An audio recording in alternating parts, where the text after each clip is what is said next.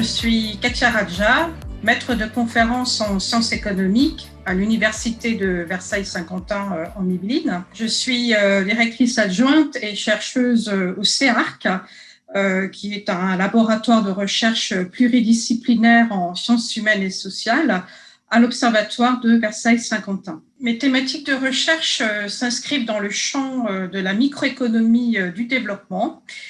C'est une branche de l'économie en fait qui étudie le comportement des ménages dans le but d'améliorer leurs conditions de vie et leur bien-être. Le bien-être, à travers son caractère universel, interroge l'articulation des dimensions humaines, sociales et éthiques avec les problématiques environnementales et climatiques. L'expérience de la Covid a montré l'importance des questionnements éthiques. Comment considérer l'autre dans nos décisions ?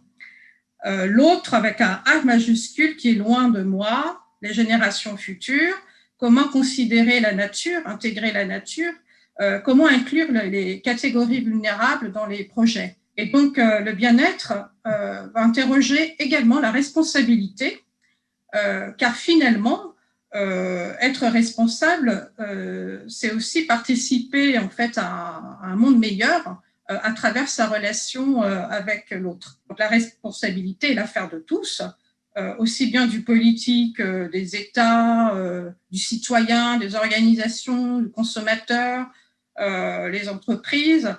Donc on va justement mettre l'accent sur la responsabilité sociétale des organisations, mais vraiment au sens profond et éthique.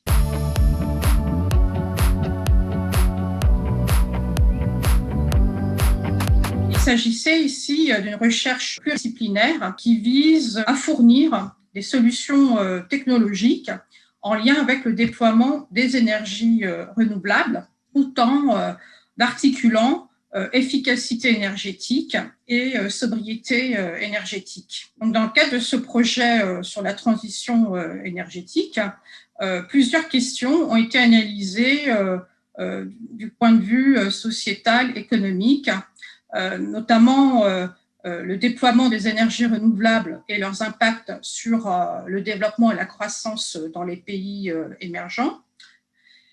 Deuxième question, nous avons aussi analysé les changements de comportement induits par la sobriété énergétique et notamment nous avons mis l'accent sur les enjeux éthiques par référence à la consommation responsable, par référence aux inégalités d'accès en lien avec la sobriété énergétique qui parfois peut être perçue comme subie par des ménages qui ne sont pas forcément aisés d'un point de vue économique et donc qui vont être quelque part vulnérables et subir la précarité énergétique. Donc la transition énergétique, en lien avec la transition écologique, renvoie aussi en termes de production et de déploiement des énergies renouvelables à l'échelle du territoire, ça renvoie aussi à des mutations au niveau des activités économiques et donc à des mutations au niveau des activités professionnelles. Peu à peu, les activités vont se verdir,